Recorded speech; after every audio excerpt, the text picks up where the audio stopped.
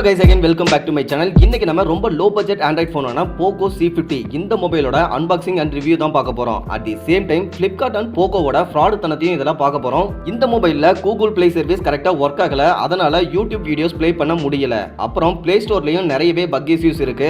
இதுக்கு அப்புறம் இந்த ரிவ்யூ பார்க்கணும்னு உங்களுக்கு தோணும், பட் இன்னும் நிறைய விஷயம் இருக்கு. சோ ரிவ்யூக்கு போறதுக்கு முன்னாடி இதுக்கு சொல்யூஷன் இருக்கா, நான் இந்த பிரச்சனையை எப்படி ஹேண்டில் பண்ண, இந்த மாதிரி நிறைய விஷயங்களை பார்க்க போறோம். சோ வீடியோவை மிஸ் பண்ணாம பாருங்க. At the same time நீங்க நம்ம சேனலை சப்ஸ்கிரைப் பண்ணலாம், மறக்காம சப்ஸ்கிரைப் பண்ணிருங்க. நீங்க சப்ஸ்கிரைப் பண்றதா எங்களுக்கு ஒரு மோட்டிவேஷனா, அடுத்த வீடியோ நான் கொஞ்சம் பெட்டரா மேக் பண்றதுக்கு ரொம்பவே ஹெல்ப்ஃபுல்லா இருக்கும். இப்போ வாங்க வீடியோக்குள்ள போகலாம்.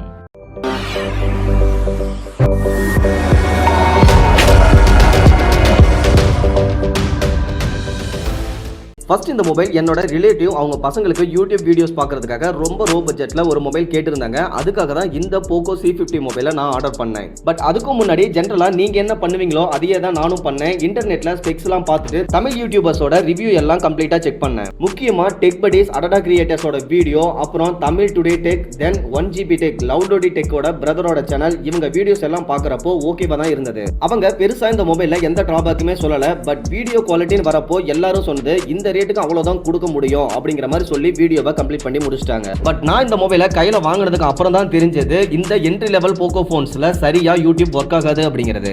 நாம இந்த மொபைலை ஆர்டர் பண்ணது பிளிப்கார்ட்ல. ஸோ பிளிப்கார்ட்டை கான்டாக்ட் பண்ணப்போ அவங்க நாங்கள் ஓப்பன் பாக்ஸ் டெலிவரி தான் கொடுத்துருந்தோம், நீங்க ஆர்டர் பண்ண ப்ராடக்ட்டை கொடுத்துட்டோம், செக் பண்ணி தான் வாங்குனீங்க, ஸோ எங்களோட வேலை முடிஞ்சது, நீங்க POCO கஸ்டமர் சர்வீஸை கான்டாக்ட் பண்ணுங்கன்னு சொல்லிட்டு அவங்களோட டோல் ஃப்ரீ நம்பரையும் கொடுத்தாங்க. தென் POCO கஸ்டமர் கேருக்கு கால் பண்ணா நீங்க நியர்ல இருக்க சர்வீஸ் சென்டரை கான்டாக்ட் பண்ணுங்கன்னு சொல்லி முடிச்சிட்டாங்க. முக்கியமா நோட் பண்ண வேண்டியது POCO கஸ்டமர் கேர்ல தமிழ் அவைலபிள் கிடையாது, நீங்க இங்கிலீஷ்ல தான் பேசணும். அது ரொம்பவே சிரமமா இருந்தது.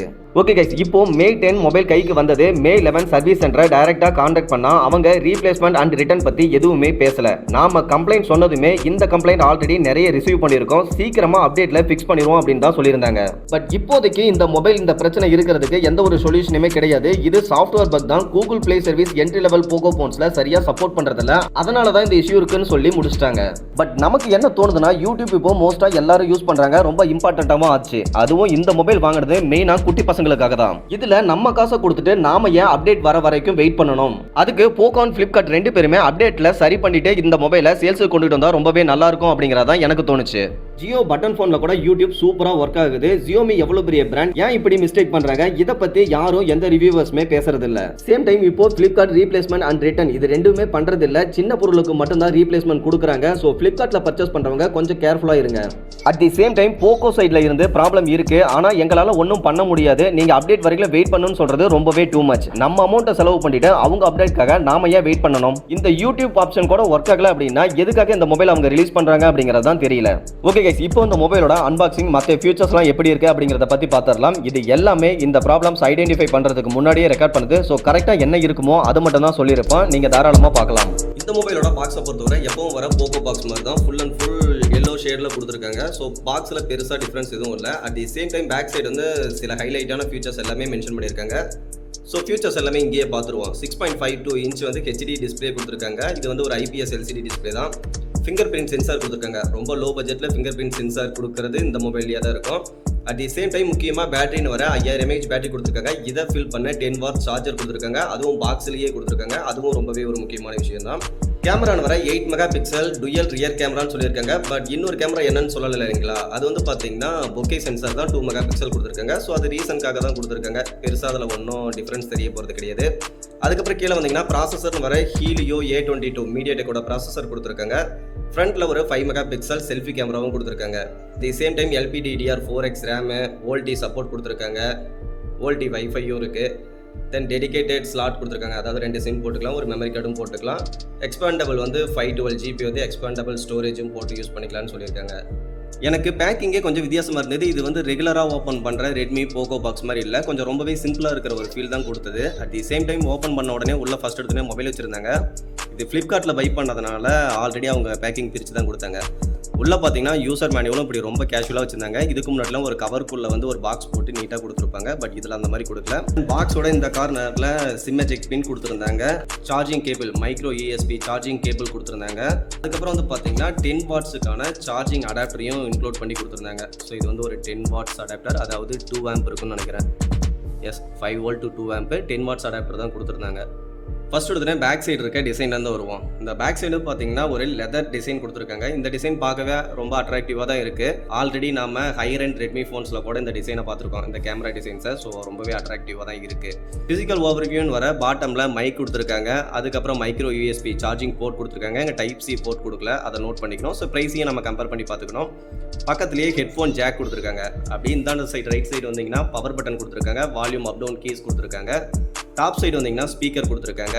லெஃப்ட் சைடு வந்தீங்க அப்படின்னா சிம் ட்ரே கொடுத்துருக்காங்க. சிம் ட்ரேவை பொறுத்த வரைக்கும் டிஎல் சிம் ப்ளஸ் ஒரு எஸ்டி கார்டு போடுற டெடிகேட்டட் ஸ்லாட் தான் கொடுத்துருக்காங்க. ஸோ டிஸ்பிளே ஸ்பெக்ஸ்லாம் ஆல்ரெடி நம்ம பார்த்துட்டோம். இப்போ டிஸ்பிளேன்னு வர பெசல்ஸ்லாம் ஓரளவுக்கு லைட்டாக தான் இருக்குது. ஸோ ரொம்ப பெரிய பெசல்ஸ்லாம் கொடுக்கல. ஸோ பிரைட்னஸ் ஓரளவுக்கு ஆவரேஜாக இருக்குது. இண்டோரில் யூஸ் பண்ணுறதுக்கு எந்த ஒரு கம்ப்ளைண்ட்டுமே கிடையாது. அவுட்டோரில் யூஸ் பண்ணும்போது கொஞ்சம் மேனேஜ் பண்ணுற மாதிரி தான் இருக்குது. 400 நட் ஸ்பீக் பிரைட்னஸ் கொடுத்துருக்காங்க. ஸோ ஓரளவுக்கு ஆவரேஜாக தான் இருக்குது. ரொம்ப எதிர்பார்க்க முடியாது, அதை நோட் பண்ணிக்கணும். ஸோ டிஸ்பிளேன்னு வர ஓரளவுக்கு பெட்டராக பண்ணியிருக்காங்க. பட் இன்னும் கொஞ்சம் பெட்டராக பண்ணியிருக்கலாம் அப்படிங்கிறது என்னோட பர்சனல் ஒப்பீனியன். ஏன்னா டிஸ்பிளேல கொஞ்சம் பிளாக் கலர் வந்து சேச்சுரேட்டடாக தெரியுது. நீங்கள் வந்து வீடியோ பார்க்கும்போதும் அந்த சேச்சுரேஷன் வந்து உங்களுக்கு கண்டிப்பாக தெரியும். அதை கொஞ்சம் கரெக்ட் பண்ணியிருக்கலாம். மேபி MIUI அப்டேட் வந்து இப்போ இங்கே கொடுத்துருக்காங்க. அப்டேட் பண்ணதுக்கப்புறம் இன்னும் கொஞ்சம் பெட்டராக இருக்கும்னு நினைக்கிறேன். ஸ்டாக் ஆண்ட்ராய்டு வந்து MIUI தான் அடுத்த அப்டேட்டாக இருக்குது. ஸோ ஸ்டாக் ஆண்ட்ராய்டில் பெட்டர் எக்ஸ்பீரியன்ஸ் கிடைக்காதனால மேபி MIUI அப்டேட் கொடுத்துருக்கலாம். வீடியோவோட ஃபைனலாக MIUI அப்டேட் பண்ணிட்டு அதனோட எக்ஸ்பீரியன்ஸ் எப்படி இருக்குது அப்படிங்கிறதையும் நான் சொல்லிடுறேன். ஓகே, நெக்ஸ்ட் இம்பார்ட்டண்ட்டாக இதில் பர்ஃபார்மன்ஸ் வர மீடியாடெக்கோட ஹீலியோ A22 கொடுத்துருக்காங்க. பேசிக்காக வர ஃபோனில் எல்லாத்துலேயுமே அதே ப்ராசஸர் தான் கொடுத்துருக்காங்க. பட் ஓரளவுக்கு நீட்டாக தான் ஒர்க் ஆகுது. நம்ம ரெகுலர் டாஸ்கிங் பண்ணும்போது இப்போ டெக்ஸ்ட் பண்ணுறதுக்கு ஓப்பன் பண்ணுறதாகட்டும், இல்லை நோட்டிஃபிகேஷன் பார் ஸ்வைப் பண்ணுறதா இருக்கட்டும், கால் பண்ணுறது, இந்த மாதிரி சின்ன சின்ன ப்ராசஸ் நடக்கிறதுக்கு ஓகேவா இருக்குது. பட் யூடியூப்லாம் போய் ப்ளே பண்ணும்போது கொஞ்சம் லேக் தெரியுது. அட் தி சேம் டைம் நாம வச்சிருக்கிறது 2GB அண்ட் 32GB இன்டர்னல் இருக்கக்கூடிய ஒரு வேரியன்ட் தான். 3GB ரேம் கூட கிடையாது. மேபி அதனால கூட இருக்கலாம். பட் இதில் வந்து ரேம் எக்ஸ்டென்ஷன் கொடுத்துருக்காங்க. அது ஒரு நல்ல விஷயமா இருக்குது. ஸோ ரேம் எக்ஸ்டென்ஷனை பொறுத்த வரைக்கும் அப் டு 2GB வரைக்கும் இன்க்ரீஸ் பண்ணிக்கலாம். நீங்கள் ஒரு வேலை நிறைய அப்ளிகேஷன் இன்ஸ்டால் பண்ணுறீங்க அப்படிங்கும்போது கண்டிப்பாக இந்த ஃபியூச்சர் வந்து ஒர்த்தாக தான் இருக்கும். நெக்ஸ்ட் அப்படியே இந்த மொபைலில் சாஃப்ட்வேர்னு வர Android 12 கொடுத்துருக்காங்க. இதில் வந்து பார்த்தீங்கன்னா Android 12ல் Go எடிஷன் தான் கொடுத்துருக்காங்க. அட் தி சேம் டைம் இதில் MIUI கொடுக்கல. அது ஏன்னு தெரியல. ஆனால் கண்டிப்பாக அப்டேட்டில் MIUI வந்து வெயிட்டிங்கில் இருக்குது. எதனால் அப்படின்னு பார்த்தீங்கன்னா, இந்த மொபைல் வாங்கி நான் ஆன் பண்ணிவிட்டு யூஸ் பண்ணி பார்க்கும்போது எனக்கு எக்கச்சக்க லேக் ஃபீல் ஆச்சு. நிறைய லேக் இருக்குது. ஸோ அதெல்லாம் கண்டிப்பாக ஓவர் கம் பண்ணணும்னா இவங்க வந்து MIUIயில் நல்ல சாஃப்ட்வேர் ஆப்டிமைஸ் பண்ணி கொண்டுட்டு வந்தால் மட்டும்தான் இந்த மொபைல் நல்லா இருக்குமே தவிர, இப்போ இருக்கிற இந்த ஸ்டாக் ஆண்ட்ராய்டில் வச்சு யூஸ் பண்ணும்போது உங்களுக்கு எக்கச்சக்க லேக் ஃபீல் ஆகும். ஸோ கண்டிப்பாக அப்டேட் பண்ணிக்கோங்க. MI A1 வந்து கொஞ்சம் பெட்டராக இருந்தது. மேபி அதனோட ரீசன் வந்து MIUI அதில் இருக்கிறதுனாலையாக தான் இருக்கும். கண்டிப்பாக இதில் இப்போது ஸ்டாக் ஆண்ட்ராய்டு இருக்குது. பட் MIUI அப்டேட் வந்து வெயிட்டிங்கில் இருக்குது. இன்ஸ்டால் பண்ணால் கண்டிப்பாக பெட்டராக இருக்கும். ஓகே, அதர்வைஸ் இதில் கேமரான்னு வர பேக் சைடு ரியர் கேமரா வந்து பார்த்தீங்கன்னா ஒரு 8 மெகா பிக்சல் கொடுத்துருக்காங்க. At the same time selfie camera வந்து 5 மெகா பிக்சல் கொடுத்துருக்காங்க. கேமராவை பொறுத்தவரைக்கும் 8 மெகா பிக்சலுக்கு என்ன இருக்கணுமோ அது ஓகே, அது கண்டிப்பாக இருக்குதுன்னு தான் சொல்லணும். அட் தி சேம் டைம் கேமராவில் ஆப்ஷன் வர போர்ட்ரைட் கொடுத்துருக்காங்க. போர்ட்ரைட்டை பொறுத்தவரைக்கும் பக்காவாக ஒர்க் ஆகுது. பட் எட்ஜ் டிடெக்ஷன் வந்து நம்ம எதிர்பார்க்குற மாதிரி இல்லை. ரியர் சைடு கேமரான்னு வர 720 1080 ரெண்டு ஆப்ஷன்லையுமே நீங்கள் வச்சு வீடியோ எடுத்துக்க முடியும். ரெண்டுலையுமே 30 FPS வந்து உங்களுக்கு அவைலபிளாக இருக்குது. அப்படியே ஃப்ரண்ட் கேமரான்னு வர இதில் வந்து 5 மெகா பிக்சல் செல்ஃபி கேமரா கொடுத்துருக்காங்க. செல்ஃபி கேமரா ஓரளவுக்கு டீசெண்டாக இருக்குது. அவுட்டோரில் இருக்க கலர்ஸாக இருக்கட்டும், லோ லைட்டிங்லேயும் பர்ஃபார்மன்ஸ் வந்து ரொம்பவே பெஸ்ட்டாக பண்ணியிருக்காங்க. ஸோ லோ லைட்டிங்கில் எடுத்த இமேஜும் நல்ல குவாலிட்டியாக தான் இருக்குது. கேமராவை பொறுத்த வரைக்கும் இங்கே நல்ல நீட்டாகவே பண்ணியிருக்காங்க. ஸோ அதில் எந்த ஒரு குறையுமே சொல்ல முடியாது.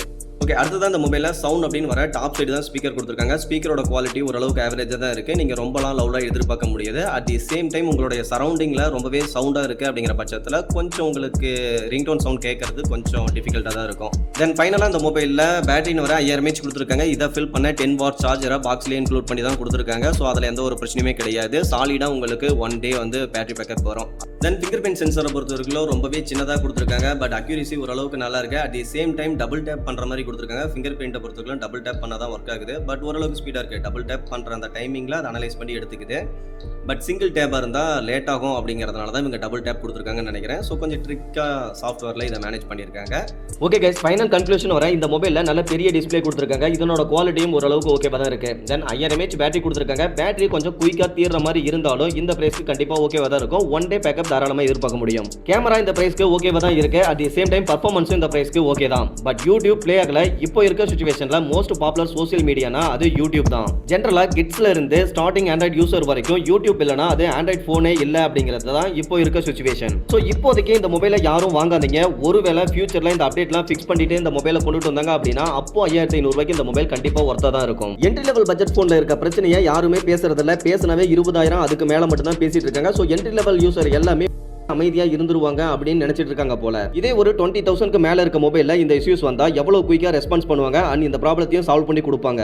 பட் இந்த கம்ப்ளைண்ட் கிட்டத்தட்ட ரைஸ் பண்ணி 6 மந்த்க்கு மேல ஆகுது. இது வரைக்கும் சொல்யூஷன் இல்ல அப்படிங்கறது தான் போக்கோ சைடு இருந்து சொல்ற உண்மை. ஓகே गाइस, அவ்வளவுதான் இந்த வீடியோ பிடிச்சிருந்தா மறக்காம லைக் பண்ணிருங்க. அண்ட் உங்களுக்கு இந்த மாதிரி ஏதாவது ப்ராப்ளம் இதுக்கு முன்னாடியே வந்திருக்கு அப்படின்னா மறக்காம கமெண்ட்ல சொல்லுங்க. நம்ம வியூவர்ஸ்க்கு கண்டிப்பா இது ஒரு எக்ஸ்பீரியன்ஸா இருக்கும். சேம் டைம் flipkartல மே 17 வரைக்கும் நம்மள வெயிட் பண்ண சொல்லிருக்காங்க ரீஃபண்ட் ப்ராசஸ்க்காக. சோ அதுவும் என்ன பண்றாங்க அப்படிங்கறத வெயிட் பண்ணி பார்க்கலாம். Thank you.